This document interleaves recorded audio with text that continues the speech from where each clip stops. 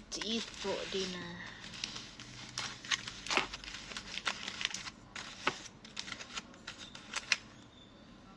Ooh. I don't know what is this, but binigay ito ng aking baba. My manager gave it to me. The whole pack. Parang siyang beans. Hindi ko alam ano to. Basta alam ko Arabic food to. Sarap. Fairness. Like the taste. I show you what this is. Sorry.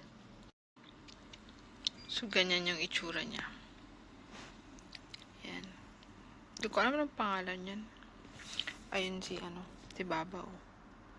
Tulog. Nagtulog na. Kain muna ako. Gonna eat.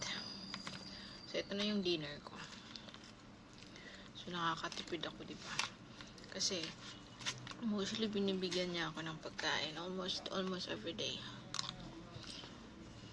Pero lahat yun mga Arabic food. Tingnan mo to. Isang buong onion. Luto naman siya, pero binudbura ng asin.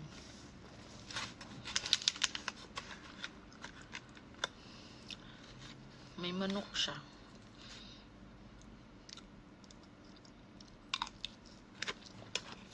Chickpea at saka hindi ko alam kung ano itong puti.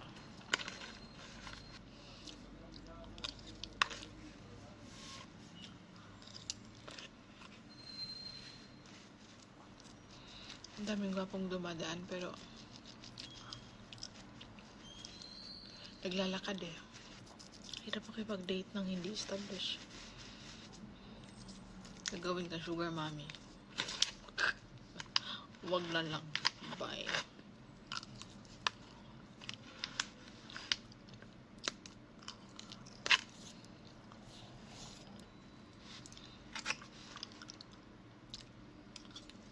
Masarap siya in fairness.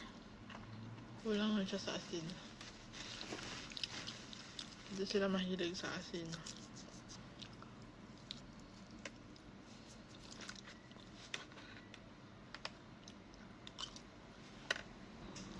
This recipe is from Morocco. He called it Maghrebia. This one.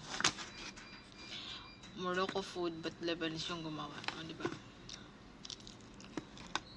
Nakakabusog siya sobra. Thank you for the dinner. Ayun. Naantok na ako. Bakit?